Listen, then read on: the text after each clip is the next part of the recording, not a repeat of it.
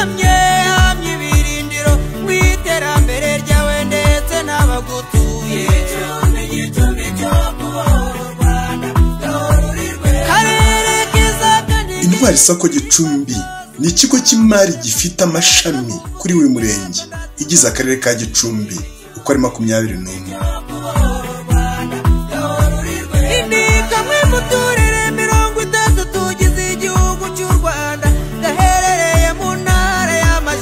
Gifite abanyamuryango basaga 180 n'abakozi bahoraho 164, muri bo 144 n'abinjira muri systeme, abandi n'abashinzwe imirimo y'isuku. Birazwi ko Sacco zatangiye mu mwaka wa 2009 ku ruhare rwa leta y'u Rwanda yatekereje kwegereza abaturage ibigo by'imari mu mirenge yose igize igihugu, by'umwihariko mu karere ka Gicumbi. Intwari Sacco Gicumbi ifasha abaturage kuva mu bukene no kubashishikariza gutinyuka ishoramari, babitsa bakabikuza ndetse no kuguza. Umuyobozi mukuru w'Intwari Sacco Gicumbi araduha ishusho muri rusange. Intwari Sacco Gicumbi rero ni Sacco yavuye mu kwihuza kwa Sacco z'imirenge 21 zari zigize akarere ka Gicumbi. No kuvuga ko buri murenge ufite Sacco. Intwari Sacco Gicumbi rero yaje gusubiza ibibazo byinshi abanyamuryango bari bafite batashoboraga gukemurirwa n'imirenge Sacco. Ibyo bibazo harimo ikibazo cy'inyungu nyinshi ku nguzanyo zagabanutse ku mirenge Sacco yatangaga inguzanyo kuri 24%, ariko tumaze kwihuza Intwari Sacco Gicumbi ubu inyungu ku nguzanyo igeze kuri 17%, ndetse n'abahahemberwa bakaba bafata inguzanyo ku mushahara bo bahererwa kuri 14%.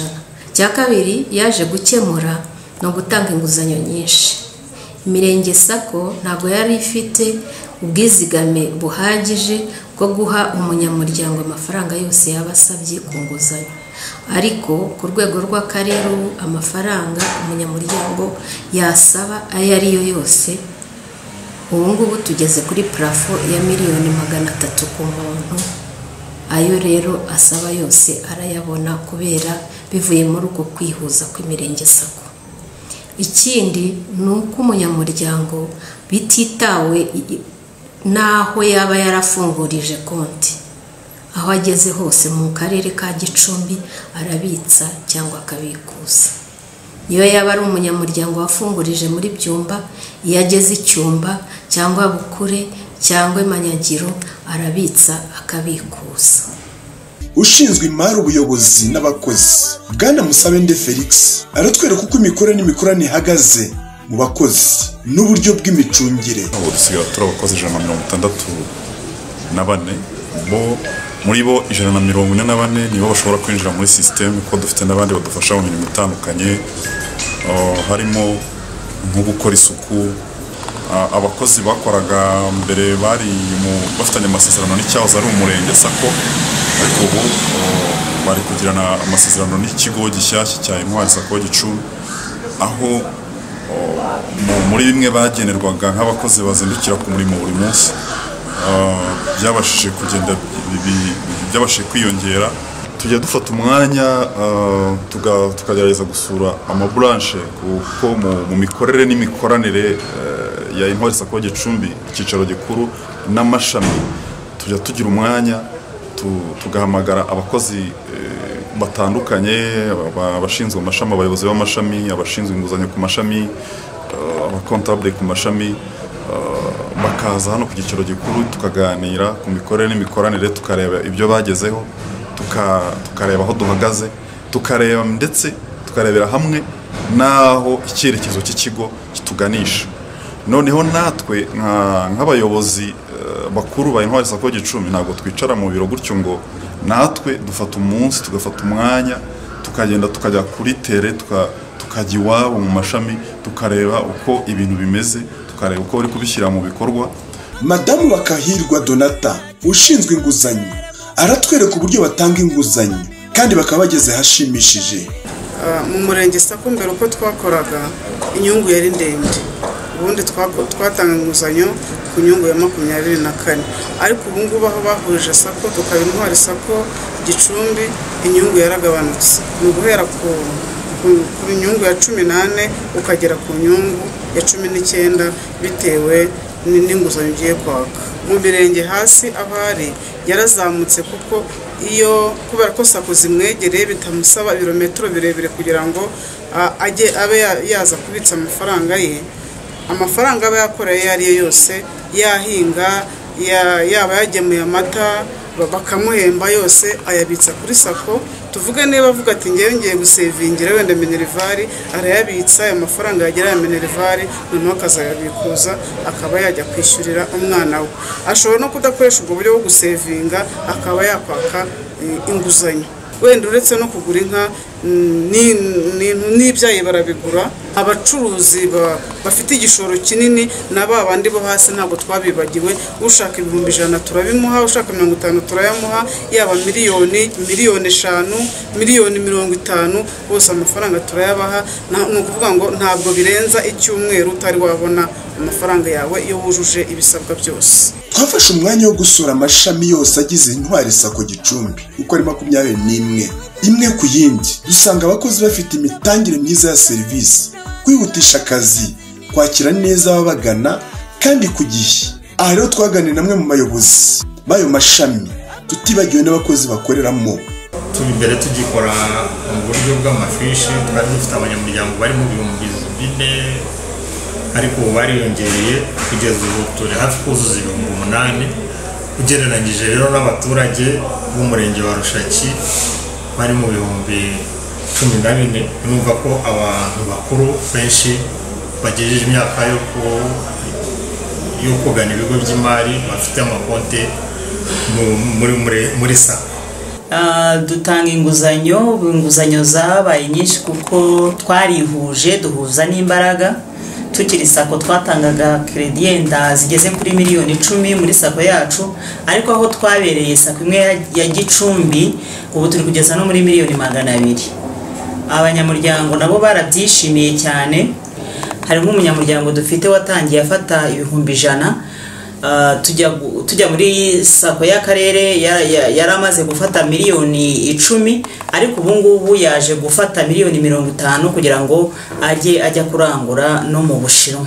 Urumva rero ko twamwijeje yuko ayo yashaka yose yaza akayafata ku nyungu nkeya kandi mu gihe kirekire. Ingaruka rero Sako yagize ku baturage, amafaranga yose umuturage yakeneye kugira ngo yikenure yarayabonye. Hari abubatse amazu meza yo kubamo babikesha Sako, hari biteje imbere mu buhinzi n'ubworozi. Abanyamuryango bacu abenshi igice kinini ni abahinzi, bakora umwuga w'ubuhinzi ariko bakaba n'aborozi. Ikibinjiriza cyane amafaranga navuga ko ari nk'ubworozi, kuko hano hanyura nibura miliyoni zirenga 25 buri kwezi avuye mu mukamo w'amata w'inka zabo. Dukoresha abakozi babyize bafite ubushobozi bwo kuba bakwakira neza ababagana. Ibyo byose bibaha icyizere cy'uko umutungo wabo urinzwe. Tubagira inama, tubamara impungenge z'uko nta kibazo bashobora kugira igihe babikije muri Sako yabo.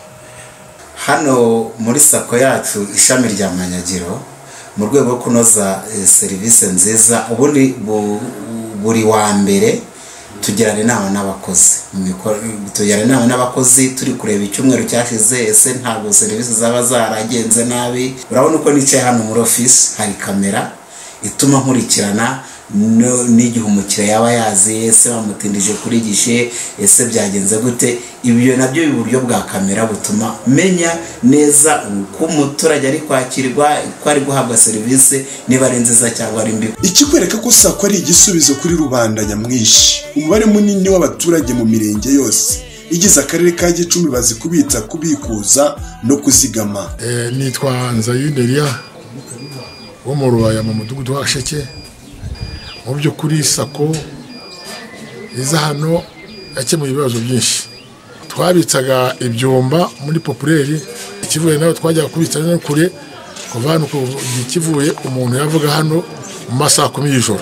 Mbese byari bitubangamiye kuko nabo bajya kubitsa n'umuntu warujujutse. naje kubitsa amafaranga twasutse ikimina kugira ngo namara kugwira tuzakoresha icyo dushaka. Turashima leta, urabona ko ndi gukirigita ifaranga kubera imiyoborere myiza, uhinga arahinga, urorora korora, ushaka kugura ibinyabiziga moto cyangwa imodoka arabigura. Ibyo byose tubikesha Imirenge Sako Paul Kagame yazanye. Mazemo imyaka 14 mbitsa mbikuza bampa inguzanyo bazimera ku gihe. Inguzanyo bampaye zamfashije mu iterambere ry'umuryango wanjye. Mu gihe nikishije mfite abana 4 barangije kaminuza n'abandi 2 bagiye gutangira kaminuza n'undi umwe ugeze muri segonderi. Iyo nakorana n'iyi Sako umurenge ntabwo nari kwigisha abana 7. Sakwije turakorana miliyoni imwe n'igice bayimpaye, ngenda nishyura minerivare, nkishyura minerivare kandi nkishyura amafaranga ya Sako yanyishyuye, nishyura na Sako ndayirangiza.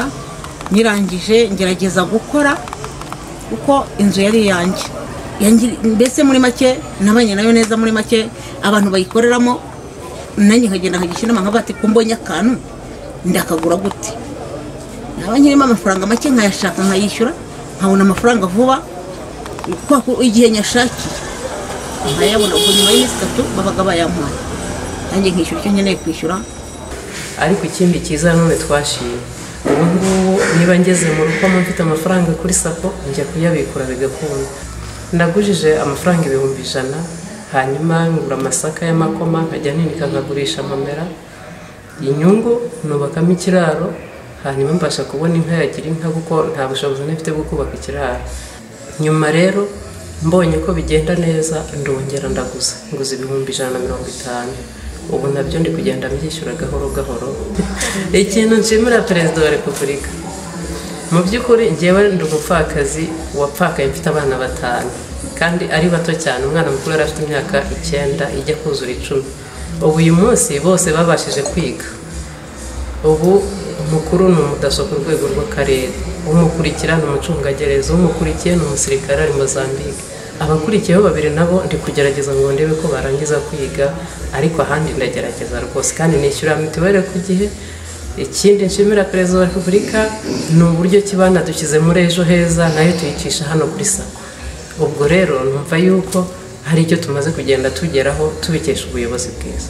Natangiye gukorana na Sako mu 2005, ariko ibyiza bya Sako nuko mbitsa nkabikuza, nashaka kuguza bakanguriza ku bwende bwabo, ku byiza byabo.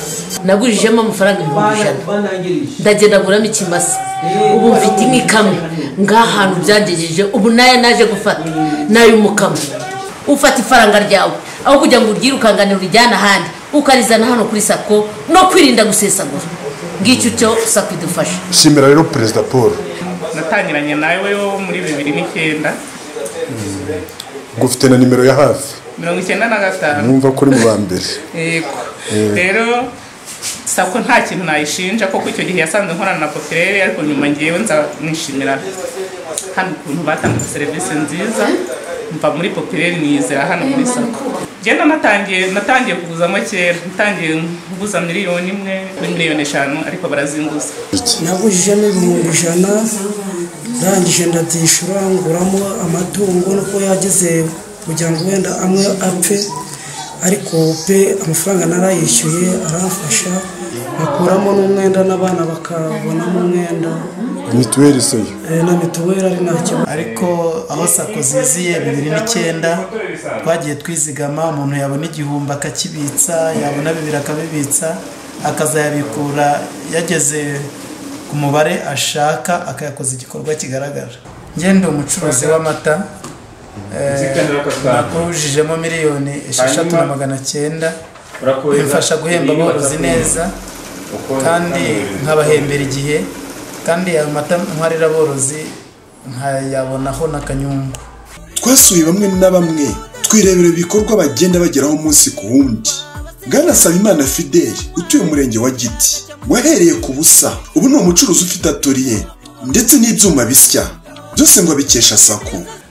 Nsabimana Fidel mvuka muri uno murenge wa Giti mu kagari ka Mureshyi. Sako zitangira ndakeka ari muri 2009 zatugiriye umumaro munini cyane. Twari dusanzwe dukorana na Banque Populaire ndetse tugakorana n'amatsinda yakoreraga mu kagari ka Murehe. Dutangira rero twagujijemo ibihumbi 500 barabiduha, biradufasha tubyishyura neza.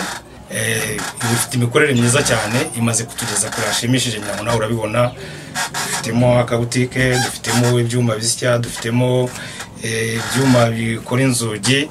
Ibyo byose twabibonye ari uko tugujije muri sako, batuguriza miliyoni zigera muri 2. Ariko uyu munsi aho bigeze birashoboka ko na miliyoni 100 baziduha bitewe n'ingwate basanga dufite kandi nazo turazifite. Bwana Turatsinze Jean Baptiste ubu aratinyuka akaguza miliyoni 20 kuzishyura n'ibimugori.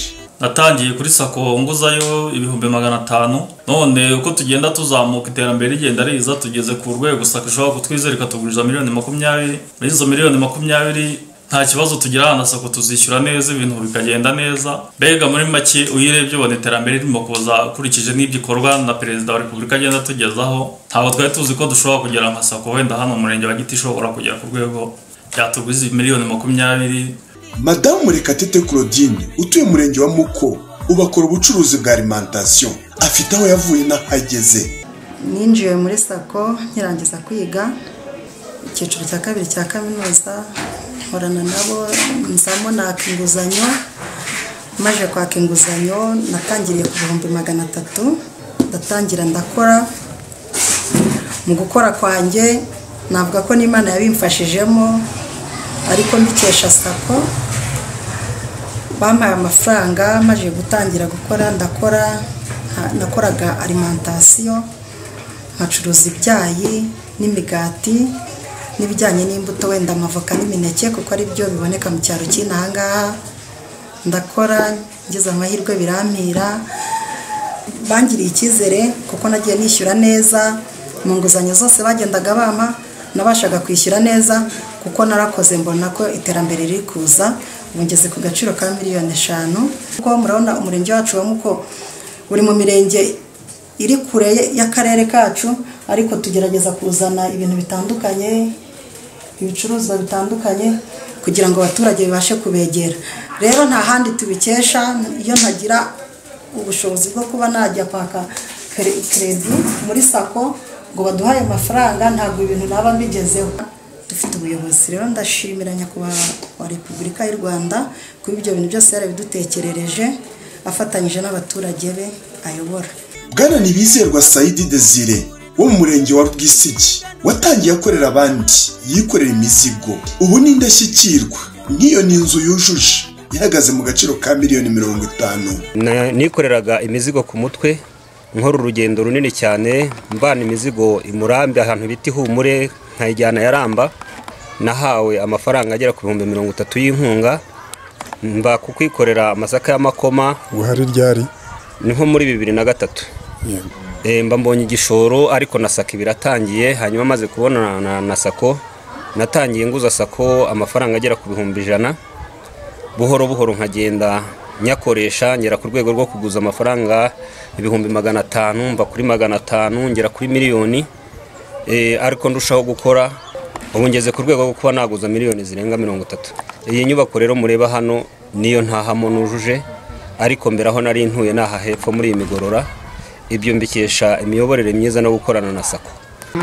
Ubundi cyambere nyine ni habayeho imibanire myiza, twarafatanije hagati yanjye nawe. Ibyo twapangaga gukora twabigeragaho, ariko cyane cyane hamwe no gusenga Imana. Nyine Imana yagiye nayo ituba hafi. Ibyo biri muri bimwe byatumye tugera kuri iki gikorwa cy'indashyikirwa.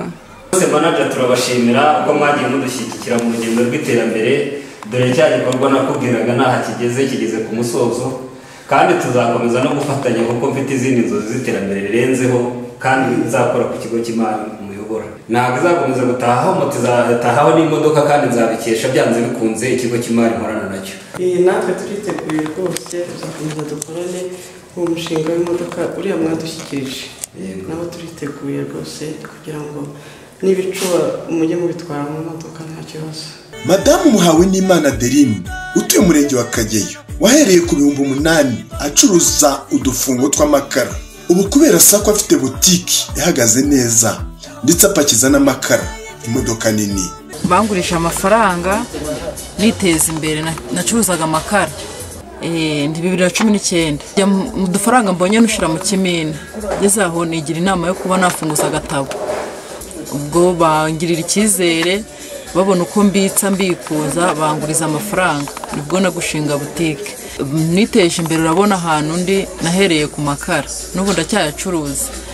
Ubu iyo nyine amafaranga ndagenda bakayanguriza, ngashishikariza n'abandi kuba bajya muri sako bakaguza.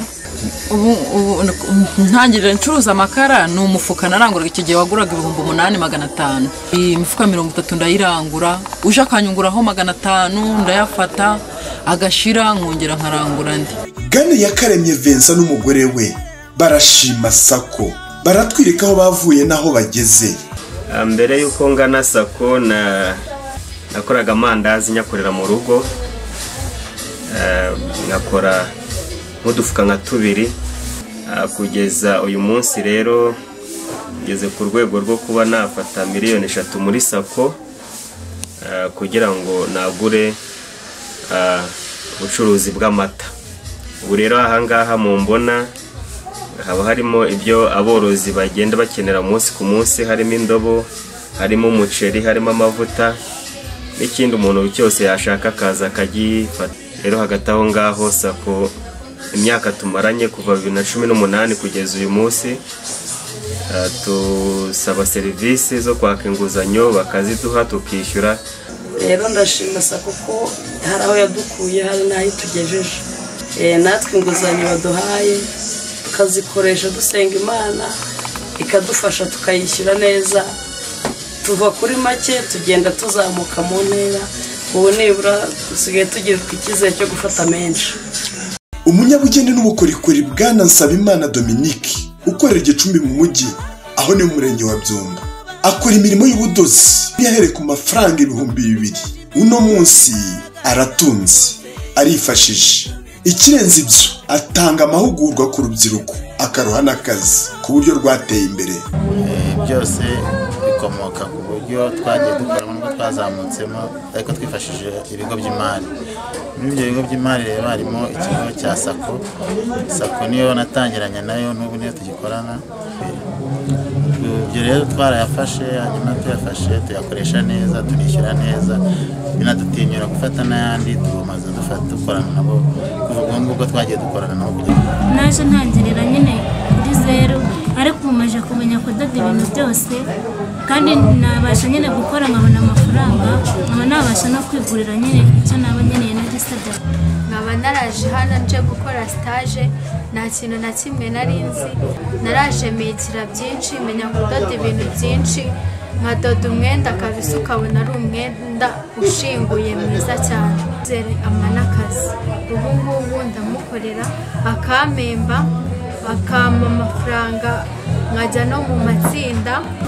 Muri ayo mafaranga rero dutanga mu mutamenwa, byibuze buri cyumweru nshobora gusevinga imigabane 4 ihwanye n'ibihumbi 4.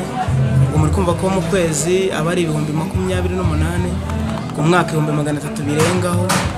Ndashimira Perezida w'u Rwanda mu bitekerezo aduha kuri radiyo, atanga amaspeech turatumwumva. Ibyo yumva rero, iyo tumwumva, ibyo tubwira ubona ari umujyanama mwiza kandi ufite icyo wakwigiraho.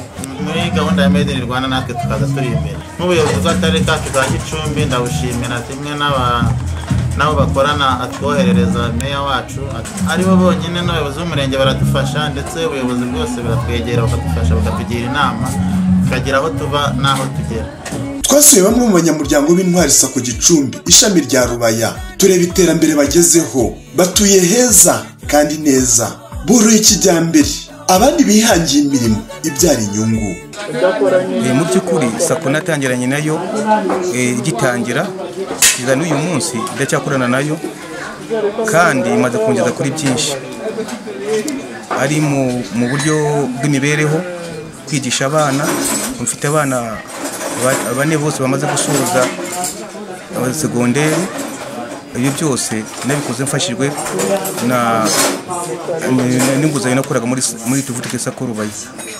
ndetse n'amasambu namaze kugeza n'amasambu agera afite nk'agaciro ka miliyoni zigera mu 10 n'izirenga, bitewe n'uko nkuramo inguzanyo nkishyura neza kugira ngo mbereke bwa bworozi bwanjye bw'inkoko murebe uko bumeze.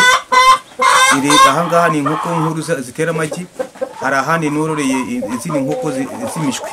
Ibi byose kubikora bituma mbona ifumbire ihagije, uburyo ubu ndi guteganya no guhinga gukora umushinga w'ibinyomoro, nabyo biri mu minsi ubundi batangiye guhinga. Twanyarukiye mu murenge wa Rwamiko, uwo muryango mubona ubanye mu mahoro n'umunezero kubera gushyira hamwe. Nyuma yo gushakana umwaka wa 2008 byari bigoye kubaho, aho bakoreraga amafaranga atarenga 300 ya nyakabyizi, aho sako yaziye bagenda babitsamo ubusa. Ku nshuro ya mbere baguje amafaranga 30, bagenda bishyura baguza bazamuka bakishyura. Igishimishije kuri uyu munsi baratunze, bafite ubworozi bw'amatungo maremare, inka za kijyambere ndetse n'amatungo magufi arimo ihene n'intama n'inkoko. Ubu bujuje inzu nziza ya kadasitiri irimo n'amakaro ihagaze agaciro kagera hafi miliyoni 20.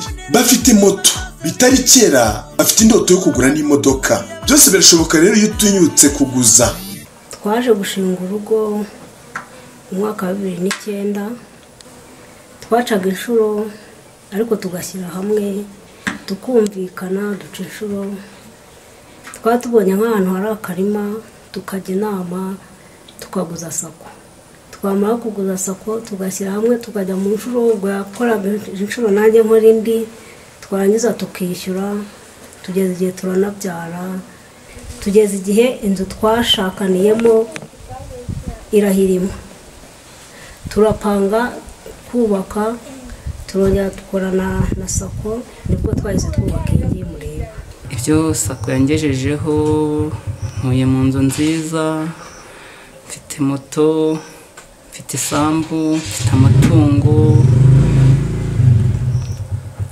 n'ibindi byinshi nzageraho sako inshoboza, kuko naraguzaga nishyura inyungu nazikura muri ibyo ngibyo. Hasi ifite amakaro, ifite salomanje, ifite inzugi. Turahiga ko tuzatura mu nzu nziza, igihe kiragera rwose turayubaka, ubu tuyirimo.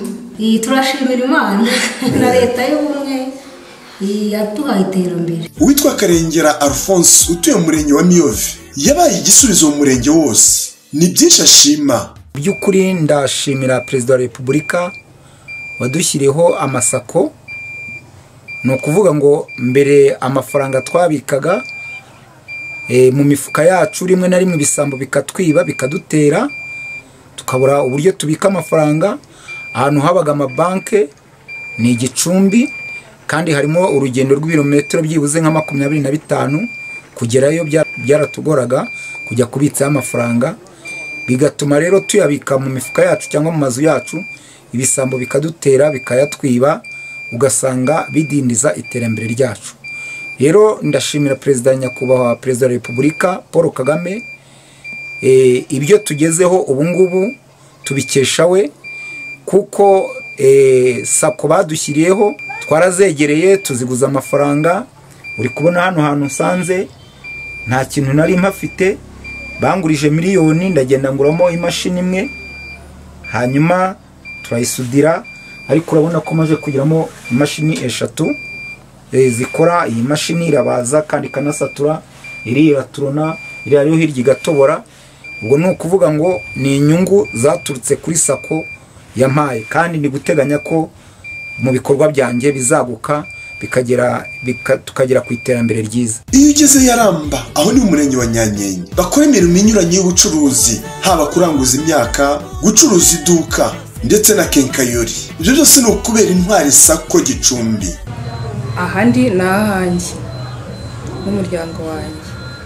Kubigeraho ni imbaraga twakoresheje, ariko twisunze sako. Twagize amahirwe yatwegera, twaga tugira imbogamizi yo kuba umuntu yabona igishoro, tukabitsa gake gake, tukabikuza, tuza kugera ku rwego rwo kwaka inguzanyo. Tugeze ku rwego rw'ubungubu dushoboye kuguza amafaranga ageze kuri 10 million. tukayabona bakayaduha kandi tukabasha kwishyura. Tujya kurangura nka za Kigali cyangwa se n'ahandi, ubundi abaturage b'inaha bajyaga babura ibikoresho nk'ibi by'ubwubatsi, nibuze hafi babikoraga n'ibyuma. Ariko uyu munsi mwanjye w'urubyiruko w'umumama ndatinyuka nkagenda i Kigali nkarangura nkagaruka kandi singira ikibazo. Ubwo iyo cya sako ntabwo tukibika amafaranga ku mufuka, uracuruza amafaranga yagwira ukagenda ukayabitsa kuri sako bakayacungira umutekano, hanyuma wajya kurangura uri ku isoko ukagenda ukayakurayo ukaza ukarangura. uyu mwuga ujya kuwutangira nigishijwe n'umushinga wa Division. Ndangije kwiga ndagenda mfata amafaranga kuri sako ngura imashini ndatangira ndakora iyo guha buri munsi mbasha kubona amafaranga yo kumfasha mu mirimo isanzwe y'urugo n'ubuhinzi cyangwa se mu bworozi. Cyo gukurayo miliyoni 2 ndamurana n'umugore, tuba dufite abana twishyurira, tuba dufite n'ibindi dukeneye tugura n'imirima mu buzima bwa buri munsi kugira tubone ukuntu abana bagira imibereho myiza. Rwose sako tuyishimira cyane, dushimira ubuyobozi bwacu bw'igihugu bwaduhaye sako. Mbere ntabwo twabonaga aho tuguza, waba ufite umushinga ufite n'ibyo bihumbi nka 500 kugira ngo uzagere kuri miliyoni 2, 3, 4 bikaba bigoye. Ariko uyu munsi iyo ufite amafaranga, ufite umushinga mwiza, barawugenzura bakabikuguha amafaranga uko ukiteza imbere. Rwose twiteje imbere, turashima ubuyobozi bwacu bw'igihugu, turashima Imana ko byose bigenda neza kandi imihigo irakomeje. Twiteguye gukomeza kwiteza imbere ndetse dushishikariza na bagenzi bacu bataramenya icyiza cyo kubitsa no kubikuza ndetse no kuguza kugira ngo nabo biteze imbere. Twanyarukiye mu murenge wa Manyagiro. Usibye kubitsa no kubikuza, ngo inguzanyo yatumye batinyuka. Nk'uwo mubyeyi reba uburyo atuye neza ndetse akora business kandi zikamuha amafaranga menshi atumye arushaho gutera imbere. Sako itarabaho ntabwo nari mfite n'igitekerezo cyo gucuruza, ariko sako aho bazizaniye mu mirenge bahise badukangurira gukorana n'ibigo by'imari, noneho baratwigisha twumva gukorana n'ibigo by'imari byaba bifite akamaro. Natangira mbona abakiriya, mbona ibintu biri kugenda, noneho nza kugira igitekerezo, noneho nibwo nagize igitekerezo navuga nibwo mbonye amafaranga reka nsa n'iyi nzu ubucuruzi bwanjye nzagire nicyo ndatira abandi bantu, mvuge nti nakuyemo ikintu gikorwa kimeze gutya.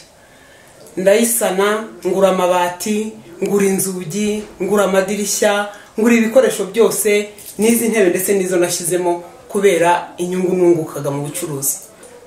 Sako iyo zitaza twari gupfana ubutindi. Twashoboye kugera mu murenge wa Cyumba. Umusore witwa Samuel w'imyaka 25 utuye mu murenge wa Cyumba afasha abaturage kubona serivisi z'ikoranabuhanga. Natangiye nguza ibihumbi 500 2022, ariko ubu ngubu rwose urugero niho na miliyoni 5 bazimye.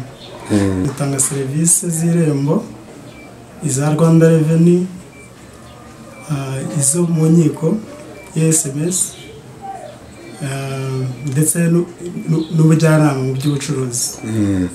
Intego yanjye ni ukugira ngo ngere ku rwego mbese byibuze rushimishije. Bwana Byemana Jean de Dieu n'umufasha we usibye gukora ubworozi bw'inkoko, ubu ni abahinzi borozi ba kijyambere bafite inka zitanga umukamo mwiza kandi mwinshi, aho inka yabaye uruganda.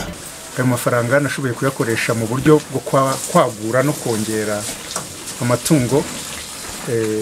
Izi nka ubu mfite hano harimo inka 2 zikamwa, nshobora kubona nibura litiro 25 ku munsi. Noneho mbona ifumbire nkoresha mu mirima ku buryo ubutaka mfite mpingamo ntabwo njya ngura ifumbire, nkoresha iyo y'amatungo yanjye. Muri iyi si abantu iyo badashyize hamwe ntacyo bashobora kugeraho. Iyo dukeneye kwagura uburyo ubuhinzi cyangwa se ubworozi, tujya inama tukagana sako, n'ubundi tukaguza amafaranga tubiganiraho tubyemeranije, kuko umwe ntiyagera ngo babishoboke, ahubwo turabyemeranya kandi tukabigiraho bigashoboka.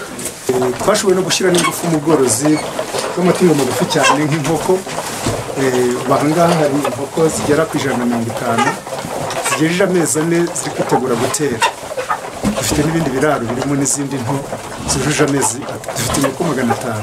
Madamu Nyirangendahimana Florence utuye murenge wa Mukarangi afite byinshi ashima kubera sako abana be bashoboye kwiga ubu akaba atuye heza. Kubona ko mbyishyuye nyuma yaho natangiriye ku nguzanyo na sako, noneho ibihumbi 80 bya minervari y'umwana byishyura mu mezi 6. Mbona biraje mpita nkomeza ako kanya nyishyuye mu mezi 6 mpita nsaba ibihumbi 200 nyashora mu buhinzi, ndakomeza ndazamuka mu nguzanyo za 500 600, ubu ngeze ku nguzanyo zigera kuri miliyoni 2 ndazisaba. Murabona iyi ni salo, harimo parafo ikozwe na rangete, nzikingishijwe ibyuma bigezweho byiza, ndateganya gushyiramo amakaro n'irangi na salo nziza, marido meza, nibyo bisigaye kandi nabyo nzabivana kuri sako. Uwitwa Ndereyimana Michel utuye Kajanjari aho ni umurenge wa Shangasha w'umujene cyane amaze gutera intambwe idasubira inyuma kubera sako ubu ifaranga rinaryo.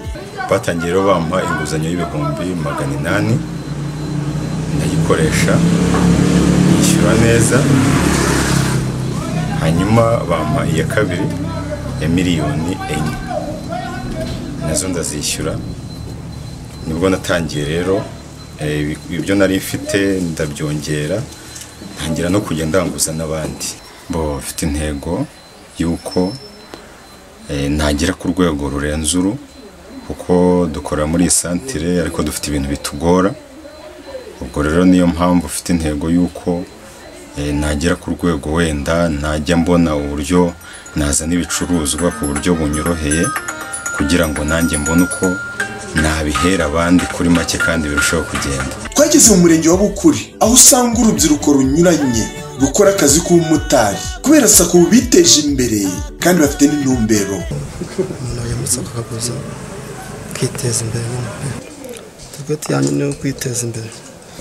Maze kubona agateguri ndavuga teka kuri moto ndebe ko nakiteza imbere. Miliyoni 2,259. Umuntu abashaka gushaka agateguri zindi agatwara n'izindi n'imodoka zindi kwiteza imbere. Mu by'ukuri ubuhamya ni bwinshi kandi burivugira. Nitwa Maniriho Theoneste, ndi umuturage wo mu murenge wa Kaniga mu kagari ka Murindi. Mu by'ukuri iyi sako yaje ikenewe, twari abakene, nabonaga udufaranga duke nkaza nkatubitsa gutyo, nkabitsa nkabikura gutyo umunsi umwe baza nza kuganira n'umukozi ushinzwe inguzanyo, bampaye ibihumbi 80 ndakora ndamba mu gishanga cyo gucuruza ibirayi, ndakomeza ndakora ndishyura, tangije kwishyura sigarana n'ikindi gishoro nkuyemo 300 ndakora mbona biragenda, ndishyura ndarangiza nkuramo ibihumbi 400 nabyo barabima nguraminga rwose. Inka ngira n'umugisha, ayo mafaranga yambereye umugisha, iyo nka nakuyemo ibyara inyana gusa, ntabwo ibyo byari ikimasa. Ndakomeza inka inteza imbere, ubu mfite inka zirenze 10 zikomoka kuri iyo nka, byavuye ku mafaranga 400 natse ku sako nkaguramo iyo nka. Ubwo rero urugendo rurakomeje, ni byinshi cyane, nzanaga amafaranga nkagura umurima yakora nkishyura, kandi rwose ndabona ndakataje kuko mfite isako. Bwa mbere yarangurije nari ntifite abana biga, icyo gihe abana bari bakiri batoya kandi nta mutware mfite, byarafashije cyane kugira ngo bashobore kwiga, yewe ngera n'amahirwe baranaminuza. Ubwo rero babonye ingo zabo, asigaye nsigara ngira ngo ndebe uko nanjye nakwiteza imbere, ntabura umunyu, ntabura isabune, mitiweli. Ubworozi mubona nabukomoye kuri sako tuvuduke roya ku nguzanyo natse. Imishinga tuba twarayize neza, yatuzaniye umushinga w'ubworozi bw'inka, turawusuzuma dusanga ari ushobora kunguka, kubera ko inka ubwayo ishobora kwishyura inguzanyo utagize n'ahandi hantu ukura ku ruhande. Urabona ko izi nka ni iza kijyambere, amata ubwayo agemura yishyura inguzanyo buri kwezi nta kibazo cy'ubukererwe ajya agira. Hanyuma ya miyoborere myiza ya repubulika ya perezida wa repubulika y'u Rwanda Paul Kagame yo kugira ngo duture heza, ariko mbikesha na sako tuvuduke Rubaya dukorana umunsi ku wundi, akayinguzanyo nkayishyura nabo bakangirira icyizere. Ndashimira umukuru w'igihugu waduhaye imiyoborere myiza, ko kuba turi mu gihugu gifite umutekano, gifite abayobozi beza, byatumye dutera imbere. Turajya kuri sako tukabitsa amafaranga tukayabikura, twamara kuyabikura tukayakoresha ibikorwa tugatera imbere. Dufite umutekano kubera ubuyobozi bwiza twagejejweho n'umukuru w'igihugu. Turashimira leta y'u Rwanda kuko kugeza aka kanya niyo idufasha. Dukorana na proje ikorera muri Minecofine, niyo yabashije gutuma twihuza kuko nta mafaranga na make umuturage yari yatanga, kandi hari amafaranga menshi aba akenewe kugira ngo twihuze dukore sako imwe. Turayishima cyane rero, kandi dushimira n'aho turi inzego z'ibanze kuko dukorana kuva ku murenge, kuva ku kagari, umurenge, akarere, turakorana kandi cyane. Turashima cyane rero, tukanashimira n'abafatanyabikorwa bandi benshi nk'ikigo BDF iduha amafaranga yo guha abaturage, tukayatangira ku nguzanyo ntoya ku 8%. Ukuri inama y'ubutegetsi y'Intwari Sako Gicumbi, Bwana Kimana Gaspard akaruka gushima leta y'u Rwanda ndetse n'uburyo sako yaje gukemura ibibazo mu mibereho myiza y'abaturage. Mu by'ukuri turashima nyakubahwa perezida wa repubulika y'u Rwanda washyizeho gahunda ya sako, ashingira ku miyoborere myiza kandi aje gushimangira imibereho myiza y'abaturage ndetse n'iterambere ry'ubukungu ku banyarwanda. Tugira inzego muri iki kigo zituma haba imikorere y'imirimo myiza, kandi tukagira nabo dufatanya mu kuzamura ireme no kuzamura ireme rya serivisi itangwa muri sako. Tugira abafatanyabikorwa, tukagira nka Beneri ni regulator wacu, ni umugenzuzi wacu, tugira Minecofine, tukagira na Minaroke, kandi tukagira n'ibindi bigo nka BDF bidufasha mu gutanga serivisi z'inguzanyo. Kandi kugira ngo sako ikore neza mu miyoborere myiza, tugira inzego z'ibanze, turazishimira nazo kuko zidufasha muri mobilisation y'abanyamuryango bacu, kandi dukorana nabo bakadufasha ku buryo ubona sako ikora neza. N'abasiga nyuma rero mugani Intwari Sako Gicumbi kuko yaje ari igisubizo.